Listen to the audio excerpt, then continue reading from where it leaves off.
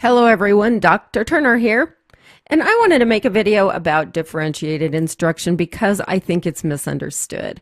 And quite frankly, I was bad at it when I first started teaching and misunderstood it myself. So to send you out into the brave world, I would like to send you with a better understanding of this term.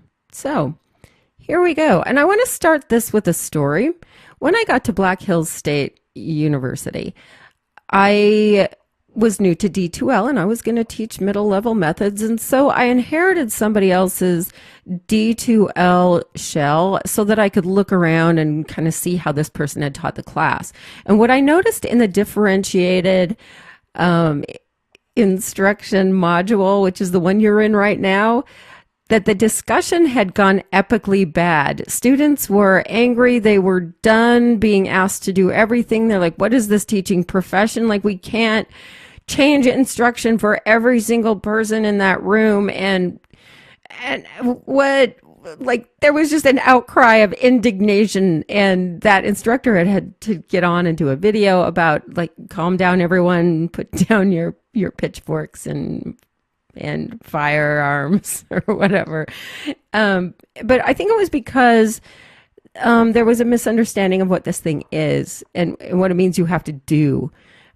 So this video is intended to define differentiated instruction, talk about its implication for middle school in particular, and to help you prepare you for your lessons, which apparently has a very small s at the end of it.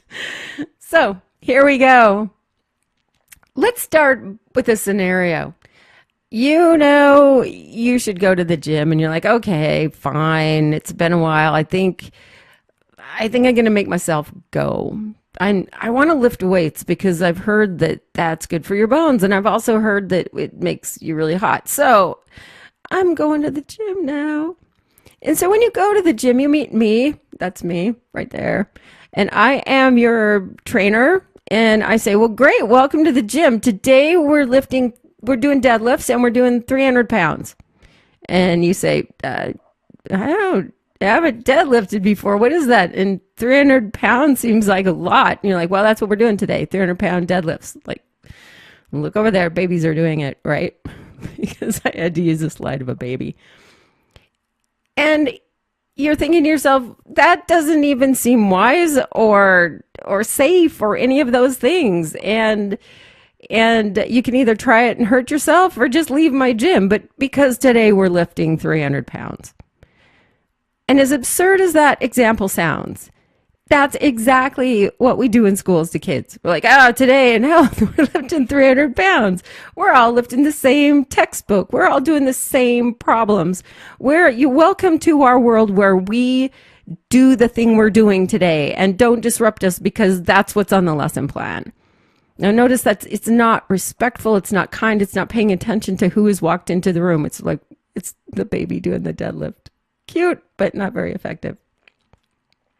So say you're in my English class, and I really want to know that you understand this idea of theme and how it operates, especially in Fahrenheit 451, because I love that book and I just made all of you read it, right? And I've sent all my kiddos home and to write a 10-page, 5-paragraph theme about how these themes operate and develop within the book. Well, you can see poor little Joey here not doing well at that. Why? Because it's so arbitrary. Like, what's with 10 pages? Like, notice teachers do this all the time. Like, that should be 5 pages long. Why? It just should. So first of all, if I ask everybody to go home and write a 10-page paper on the themes in 451, I'm going to have to read them all, which will make you want to jump off a bridge. And the second thing is that if I really want students to understand the idea of theme and how it operates, they can show me that in different ways. So I could have them write a shorter essay, which would be kinder to everyone and still work. I could have them do sort of a graphic depiction of it using comic strips. I could have them deliver a speech as Granger or a different character. I could have them create an electronic presentation. I could have them act out a pivotal scene and defend why that shows the themes. I could have them select a song for the critics and have them explain why that song is thematically connected. Or I could have them do a mock interview with Ray Bradbury on Fox News where they grill him about his choices. And for all of these options, I could have students cite textual evidence to show me that they're not just saying, well, it's about love and friendship, because it kind of isn't. But they're able to decide what the theme is for themselves and show me evidence from the book that they really can make that claim. Now, if they can do that, show me that they understand theme, show me that they can use textual evidence, then I'm getting what I want out of that book. So what differentiated instruction is not, is changing your goals for everybody. Notice everybody has to read that book. Yes, everybody does. Now, I might give you an easier version of that book or an audio version of that book, depending on if you're an English language learner. That's okay. I can differentiate that. Sometimes we all read the same book. But notice I'm not saying, well, you don't like to read, so go ahead and make little origami sculptures of your gum wrappers, because I don't want to have you read if you don't like it. That's not it. You're not saying to students, do whatever you want in my classroom. You are making sure that your goals are still in place. I still want kids citing textual evidence, and I want them understanding literary devices like themes. So Wormley puts it this way: as we plan a lesson or unit, we should think, what is the essential and enduring knowledge my students need to know? What's the big idea? What's the big so what? Why are they coming today? What will they leave my classroom with, and how can I get that across the best? So our students can show understanding. That can change. The products can change. The complexity of the products can change. If my students can't write an essay yet, I could have them write an outline of one. We can start them where they are. If they are already writing 5-paragraph themes, it's time for those guys to write different forms, experiment with alternative ways to make arguments. So the materials you can use can change, your instruction can change, but the essential concepts and workouts should be the same for everyone. That means we're all still doing resistance training. You can use bands, you can use the mats, you can use dumbbells, you can use machines, you can use barbells. You can deadlift 300 pounds if you want, but we are all going to make our bones stronger today. So differentiation. You base this on student readiness, for one. If students are not ready to give a full-fledged speech in front of a class, they might just be able to give it to you. Learning style. Some students are better at sitting still than others. My son, when he was in 5th grade, was so physically, he thought with his body. He was very kinesthetic. And whenever he did math, he had to stand up near his desk because his brain would shut off every time he sat down, which would piss his teacher off, and she would keep him in from recess, which would make it so that his brain would shut off. So it's not that she wants him to disrupt class. She doesn't want that. But finding a place where he can stand near his desk and work his problems, that's going to be okay. It doesn't need to be threatening to let kids learn the way they need to learn. You can differentiate based on student interest. That means if they can choose a different article about the Civil War or about the Founding Fathers, that would be great. Have them find someone in history that resonates for them and have them follow them through. So their interests come into play. And differentiating based on culture, gender, and maybe even social class. So you can provide materials with different points of view. Especially if you're social studies or English, you can do this kind of stuff. You don't have to have, as I did, a whole room full of posters of dead white authors. So, why is this so important in middle school? First of all, there's a shift from pleasing the teacher to pleasing each other. Notice those little grade school kids are so cute. They want teachers. They want to please their teachers. Well, in middle school, they're starting to hunger for pleasing each other, and they don't have the same teacher all day long. And so there's this social element that, I really care what other people think about me. And so to differentiate in ways that allow them to show their strengths is really great. They're simultaneously grappling with two other things. This feeling that they're conspicuous and they don't want to stand out, but at the same time, they're developing this sense of individuality, and they're starting to take real pride in their own personal interests. And so they want to stand out, they want to show that they're special, but not too much. And so being sensitive to that, you can draw out some of the things they're already proud of. And the last thing here is students in middle school are already developing these can or can't do attitudes. Now that their classes are separated, that we go to math, that we go to Spanish, that we go to whatever, art, they're already developing this sense as they walk through your door, whether or not that's a subject they like, they engage with it, and can do. And for reasons I still don't know, I decided I didn't do math or science in middle school. So you want to know that these no can do attitudes are very much being shaped in middle school. So differentiation is, yes, what you do, but it's more a philosophy. It's how you operate.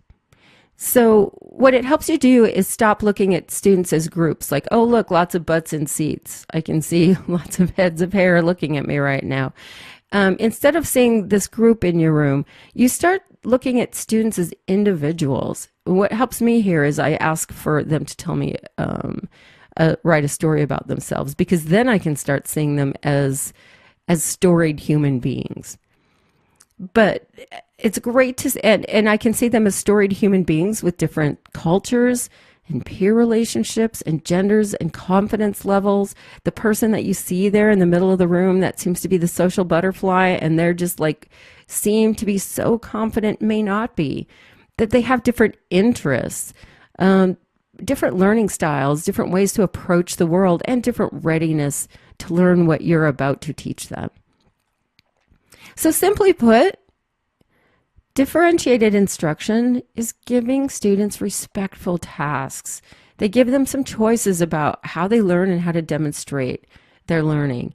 And those respectful tasks meet kids where they are. You try to meet kids where they are, because for your really super high achievers, you want to get them out of their comfort zone. Notice I'm using Vygotsky again. Why? Because it's a great metaphor, if nothing else.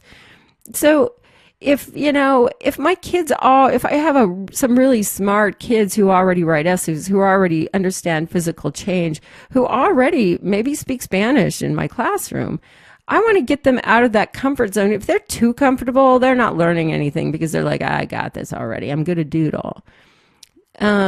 You want to get them into this stretch zone where you're like, okay, you can, I see that you know the words on this vocabulary list, so you're ahead of everybody else. But what I'd like you to do is make those into a dialogue then, Mr. Fancy Pants, right? You wouldn't say this with attitude, but you're like, yeah, okay, I see you there. Let's push you a little bit harder since you're getting it.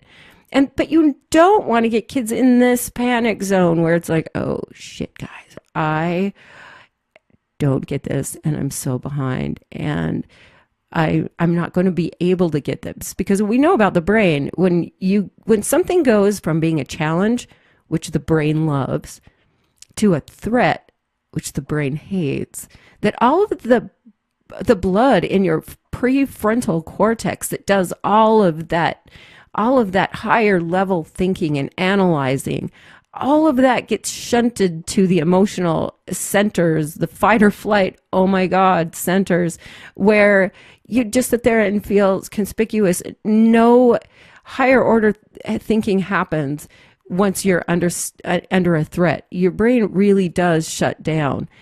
So you want to keep kids in that stretchy place where they're challenged but not threatened, and you have to know who they are to know where that place is for them. So this is proactive and not defensive. It's not like, damn it, I hate everyone in this room because now I have to see you as individuals. It's not. It's like, oh, I'm going to realize that things are going to happen that are not going to be all symmetrical. Carol Tomlinson puts it this way. I'm going to at least plan that somebody's going to finish today's lesson early, that somebody can't read the textbook. And then with that flexibility, I'm going to be able to reach out to them better. So not expecting everyone to just be on the same page is already proactive. Areas of differentiation. Here's what might be useful on your Black Hills State University lesson plans. Here's 4 areas, and I would like you to list one of these specifically. If you can list more, fine, but I'd like you to look at one of them specifically in that area of differentiation to talk about how you would accommodate different learners there. For instance, content. If you have a science textbook that is really, or a biology textbook that is really high level, textbooks tend to be, and you can see that you've got some students who are not reading that. They're trying to, they're holding the book up to their face, but they're not getting that information. You might have a couple of different texts that explain chemical change or bases and acids in a way that might be more accessible. So you might have an extra text. That would be differentiating content. You can differentiate the process. Like, how can students learn about that? Are you just going to have them read the chapter and fill in the study sheet? Or can students in groups use some manipulatives to figure out what Newton's laws mean when you look at them? You can change the environment. That is, you can change the arrangement of the desks. You can put them in groups or not. You can let somebody leave the room if they need some quiet to concentrate. That's always great if you have people with test-taking anxiety. You can give them longer on a task. You can say, I see that you're taking longer, and good for you. Why don't you take something home, take some extra time? Don't stress yourself out. Don't get into that panicky mode. And then if you see that students a couple of them are getting done early, whether that means that they're ahead of the game or they're just slacking, you can also alter the environment for them or the process for them. And finally, the product, what they hand you, how they show their thinking. Is it just the worksheet? Is it always the worksheet? Or can they doodle? Can they draw? Can they show you something else? How can they show their thinking? So those are the 4 areas, and I'd like you to list one of those and what you're going to do with one of those to differentiate instruction for your lesson. And Carol Tomlinson has this beautiful quote, which I think is really true. If you don't attend to these things, we either compromise the learning or we compromise our partnership with kids. And partnership is the most powerful thing in that classroom. You bring students back around to really wanting to succeed. Now here's a slide that looks like a lot of text and like in a mind-blowing, like, oh my God, lots of text. But you might actually want to pause the video just to see what this looks like in actual action. In red on the left-hand side of this is what traditional instruction looks like, and that's probably the kind of instruction you and I got. I recognize everything from the red side of this slide. The differentiated instruction and the examples over on the right side, and I'm only going to start with the top tier, which is a math example. A single teaching approach for the entire class, very common. Example, the math teacher works the same word problems on the overhead. Differentiated instruction would be a variety of approaches of that lesson delivery. For example, the math teacher works the first step and then instructs the students to discuss the next step with a partner. So if you're not sure what this actually looks like, these are some examples that you can go, oh, okay, so when I'm filling out that lesson plan, that's what I can write. And it's also when I'm in the front of that class, what I'm doing now by letting students stop and talk. That's differentiation. Look at me. I'm doing it. So differentiated instruction isn't something you just do one day. It's actually an attitude you carry with you, that you're celebrating the differences in your room and you're trying to figure out the best ways to leverage difference in your room. It has to do with flexible grouping, that you're not always throwing kids together in the same groups, that you're moving them around depending on what you want to accomplish that day. It has to do with responsive teaching. That is, you see what kids are doing and you toss things back to them, but you're paying attention. And finally, it's just remembering that we don't just teach content. We teach content to human beings. And so we want that content to be relevant and meaningful for them. So how does differentiated instruction work in this class? It's you'll notice so far in this class, I've had all of you sort of step through the modules all together. I mean, you give different times. You can decide when you want to post and all that. But your last project in this class is absolutely diversifying instruction. The book that you read, that you choose based on your interests, is all about differentiating. I want you to pick something that's interesting to you. The performance, how you want to perform, your understanding of that text is up to you.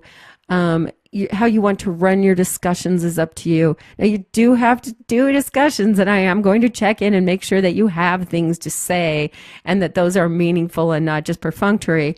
But you have a lot of decisions that you get to make about that, including what book you read and how you show your knowledge. But the goal is the same for all of you, and it's a diversity goal.